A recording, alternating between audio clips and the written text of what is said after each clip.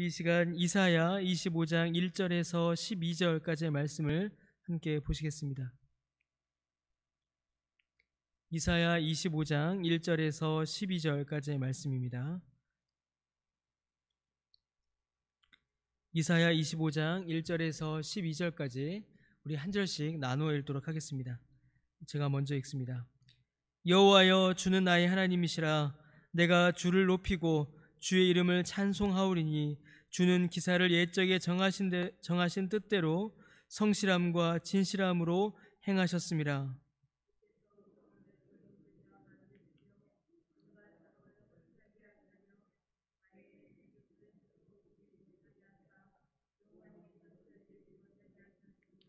강한 민족이 주를 영화롭게 하며 포악한 나라들의 성읍이 주를 경외하리이다.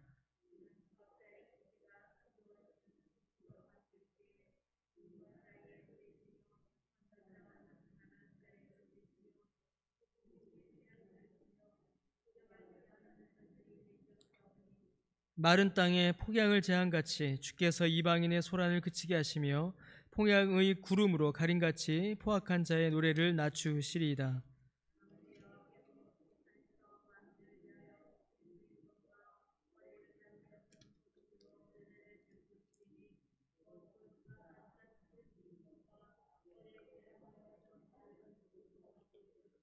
또 이 산에서 모든 민족의 얼굴을 가린 가리개와 열방 위에 덮인 덮개를 제하시며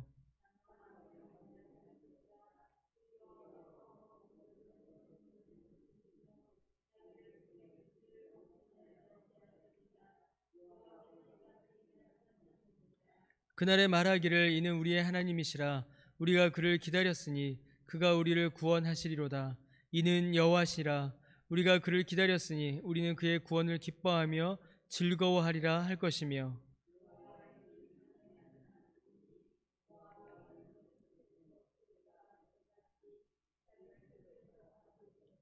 그가 헤엄치는 자가 헤엄치려고 손을 편같이 그 속에서 그의 손을 펼 것이나 여호와께서 그의 교만으로 인하여 그 손이 능숙함에도 불구하고 그를 누르실 것이라.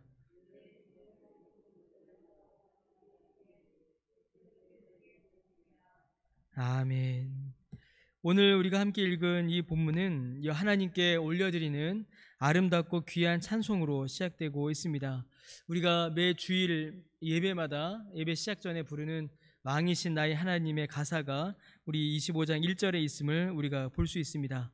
하나님은 나의 하나님이시기에 내가 주의 이름을 높이고 주의 이름을 찬송합니다 라는 이 아름다운 찬양이 이 이사야 25장을 시작하고 있습니다. 주는 나의 하나님이십니다. 나를 사랑하시고 나를 구원하시며 나와 함께 하시는 나의 하나님이십니다. 하나님과 또 나와 하나님이 맺는 인격적인 관계를 통하여서 우리는 이를 고백할 수가 있습니다. 말씀과 기도로 하나님과 깊이 교제하며 성령으로 하나님과 동행할 때에 비로소 우리는 하나님을 나의 하나님이라고 부를 수 있습니다. 여러분에게는 하나님이 어떤 하나님으로 고백되고 있으십니까? 하나님이 나의 하나님이십니까? 아니면 다른 사람의 하나님이십니까? 여러분, 하나님의 말씀을 듣고 하나님께 기도하며 주의 성령으로 충만한 삶을 살아가는데 우리는 하나님을 나의 하나님이라고 부를 수 있습니다. 여러분, 그리고 그 은혜를 누리게 하시려고 예수님께서 우리에게 오셨습니다. 우리가 하나님 앞에 합당한 자 되게 하셨고 우리를 하나님 아버지에게로 인도하셨으며 성령을 우리에게 부어주셨습니다. 나의 예수님께서 나에게 오사 나를 하나님께로 인도하심으로 나에게 성령을 부어주심으로 하나님을 나의 하나님이라고 부를 수 있게 하셨습니다. 여러분, 이것은 어떤 피조물도 경험할 수 없는 너무나도 특별하고 귀한 은혜입니다. 어떤 존재가 그 무엇이 하나님을 나의 하나님이라고 개인적이고 인격적인 관계를 맺을 수가 있겠습니까? 여러분, 나의 하나님의 이름을 오늘도 높이 부르며 찬송하는 것이 우리의 삶의 이유이며 목적입니다. 여러분, 이는 우연히 일어난 일이거나 혹은 내가 선택한 일이 아닙니다. 내가 하나님을 찬양하는 것, 하나님이 나의 하나님이 되시는 이 일은 하나님께서 옛적에 정하신 뜻대로 성실함과 진실함으로 나에게 행하셨기 때문에 일어난 일입니다. 내가 하나님을 택했다거나 내가 하나님을 찬양하기로 결정했기 때문이 아닙니다. 하나님께서 하나님의 뜻을 성실하게 그리고 진실하게 나에게 이루셨기 때문에, 하나님의 뜻이 나에게 이루어졌기 때문에 내가 하나님을 찬양할 수 있게 된 것입니다. 그러면 여러분, 나에게 이루신, 성실하고 진실하게 나에게 이루신 하나님의 그 뜻이 여러분 무엇일까요? 2절 이후에 하나님이 행하신 일, 하나님께서 행하신 그 뜻이 무엇인지 기록되어 있습니다. 여러분, 2절 말씀에 보시면요, 성읍과 견고한 성읍, 외인의 궁성이 무너지고 황폐해지며 건설되지 못할 것임을 이렇게 기록하고 있습니다. 강한, 이제 그 이후로도 계속 3절부터도 기록되어 있지요. 강한 민족이 주를 영화롭게 하며 포악한 나라들이 주를 경외할 것이며, 포악자의 기세가 몰아칠 때에 하나님께서 빈궁한 자의 요새가 되시고 환난당한 가난한 자의 요새이시며 폭풍 중에 피난처가 되시며 폭양을 피하는 그늘이 되신다라고 하나님을 노래합니다. 여러분, 이게 무슨 말이겠습니까? 여러분, 5절 말씀을 보시면요, 이방인들이 하나님의 백성들을 고통스럽게 할 것입니다. 하나님을 거부한 자들, 하나님의 통치를 싫어하며 하나님의 말씀을 무시하는 자들이 있습니다. 이 땅에 교회가 세워지는 것을 방해하고 예수님을 믿는 그 믿음을 쓰러뜨리려고 하는 그러한 자들, 하나님의 원수들이 있습니다. 그 하나님의 원수들이 하나님의 자녀들을 괴롭히며 고통스럽게 합니다. 때로는 성읍처럼, 견고한 성읍처럼, 궁성처럼 강력한 나라와 권력의 모습으로, 때로는 돈으로, 때로는 명예로, 때로는 세상의 제도로 원수들이 믿는 자를 괴롭힐 것입니다. 때로는 폭풍처럼 몰아칠 것이며 폭양, 뜨거운 태양처럼 우리를 갈증나게 할 것입니다. 하나님의 자녀들의 영육의 생명을 위협하는 일들이 끊이지 않고 일어난다라는 것입니다. 여러분, 하나님의 자녀들은, 그리고 주님의 교회는 늘 이 공격 앞에 놓여 있었습니다. 믿음을 방해하고 하나님 나라의 확장을 거부하며 믿는 자들을 쓰러뜨리려고 하는 세상의 공격, 사단의 공격을 교회는 늘 당해 왔습니다. 오히려 당하지 않는 것이 이상합니다. 세상은 교회를 가만히 두지 않습니다. 그 공격이, 그 비난이, 그 핍박이 오히려 당연한 것이며, 베드로 전서에서 사도 베드로가 고백하였듯이 그러한 핍박을 당할 때에, 그러한 공격을 당할 때에 오히려 우리는 하나님의 자녀임이 증거되니 기뻐할 수 있는 것입니다. 여러분, 하나님께서는 그러한 고통 가운데 있는 하나님의 자녀들을 결코 버려두지 않으십니다. 오늘 본문에 있는 말씀처럼 하나님께서 폭풍종의 요새가 되시며 폭양을 피하는 그늘이 되셔서 하나님의 자녀들을 지켜 보호해 주십니다. 아무리 강력하고 무서운 공격이 몰아친다 하여도 하나님께서 하나님의 자녀들을 구원하십니다. 우리를 쓰러뜨리려고 하는 온갖 환난과 고통, 공격에서 우리를 건지십니다. 그래서 우리는 하나님을 찬양할 수 있는 것입니다. 우리를 그 고통과 괴로움에서 건지셨으니 그 은혜에 감사함으로 우리는 하나님께 영광을 올려드릴 수 있는 것입니다. 특별히 너무나도 강력하고 가장 두려운 원수에게서 주께서 우리를 건지셨습니다. 바로 죄와 사망의 권세에서, 사단의 압제에서 예수 그리스도의 보혈의 공로로 우리를 구원하셨습니다. 사랑하는 성도 여러분, 하나님께서 우리의 요새가 되시는데 과연 무엇이 우리를 쓰러뜨릴 수가 있겠습니까? 여러분, 하나님께서 우리의 그늘이 되시는데 과연 어떤 폭양이, 어떤 뜨거운 해가 우리를 넘어뜨릴 수가 있겠습니까?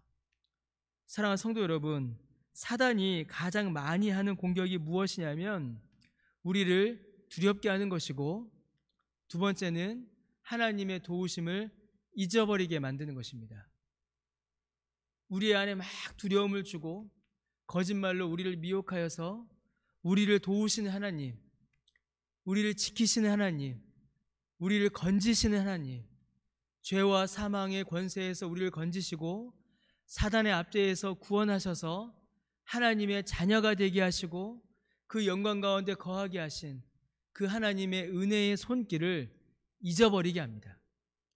두려움에 떨게 하고 공포에 사로잡히게 하여 하나님을 잊어버린 채로 하나님께 나아가지 못하게 하는 것, 여러분, 그것이 사단의 역사입니다. 오는 주일에 이제 사울이 악령에 사로잡힌 것을 우리가 말씀을 통해서 보게 될 것입니다. 악령에 사로잡힌 사울은 끊임없이 두려워하고 끊임없이 미워하고 끊임없이 진노하고 끊임없이 헛된 말에 속아 넘어갑니다. 그런데 성령에 사로잡힌 다윗은 사랑하고 화평하고 온유하고 인내하고 절제하며 하나님께 영광의 찬양을 올려드립니다. 사랑하는 성도 여러분, 하나님께서 우리를 지키시는데, 하나님께서 우리의 그늘이 되시는데, 하나님께서 우리를 붙잡고 계시는데 과연 무엇이 우리를 쓰러뜨리고 우리를 넘어뜨리고 우리를 괴롭힐 수 있겠습니까? 사랑하는 성도 여러분, 사단의 미혹에 우리의 마음을 뺏기지 마시고 주의 말씀을 붙드심으로 견고히 안전히 강건히 평안히 거하시는 그 은혜를 누리시기를 주님의 이름으로 간절히 축원합니다. 그래서 어떤 일이 벌어지냐면요, 9절 이후에 보시면 이제는 나의 하나님에서 우리의 하나님으로 그 호칭이 바뀌게 됩니다. 하나님의 구원의 역사가 교회를 통하여서 이루어지기 때문입니다. 교회가 모여 하나님께 감사의 찬양과 경배와 예배를 올려드리기 때문입니다. 주께서 우리에게 구원의 은혜를 베푸십니다. 그 은혜는 개인적으로 이루어집니다. 내가 예수님을 믿어 그 구원의 은혜를 받아 누리게 되죠.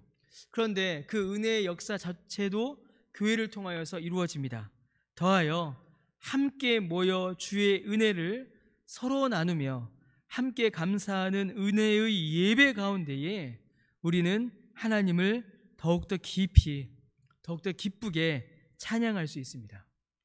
그 은혜의 자리로 우리를 부르시는 것이죠. 하나님께서는 나의 하나님으로 나에게 오셨습니다. 나의 하나님으로 나를 부르셨습니다. 그리고 우리의 하나님으로 우리의 찬양과 경배와 감사를 받으십니다. 나의 하나님으로 나를 부르신 하나님께서 우리의 하나님으로 우리의 찬양과 경배와 예배를 받으십니다. 그래서 여러분, 찬양은 나의 노래죠. 내가 하나님께 감사하여 부르는 나의 노래입니다. 동시에 찬양은 우리의 노래입니다. 우리가 우리에게 베푸신 그 은혜에 감사하며 우리가 함께 하나님께 올려드리는 우리의 노래가 바로 그 찬양입니다. 그 구원의 은혜에 감사하심으로 하나님의 은혜를 붙드심으로 찬양의 기쁨과 영광을 누리시는 저와 여러분 우리 모두 되시기를 주님의 이름으로 간절히 축원합니다. 기도드리겠습니다. 우리의 요새가 되시고 우리의 그늘이 되시며 우리의 보호자 되시는 하나님, 그 은혜에 감사하여 그 믿음 가운데 늘 거하는 우리 모두가 되게 하여 주옵소서. 그리하여 우리의 입술에 그 찬양이 끊어지지 않게 하여 주옵시고 우리가 늘 주님을 기뻐하며 주 앞에 영광과 감사와 기쁨의 찬양을 우리 모두가 함께 올려드리는 그 은혜를, 그 찬양의 은혜를 오늘도 우리에게 허락하여 주옵소서. 감사드리며 예수님의 이름으로 기도드립니다. 아멘.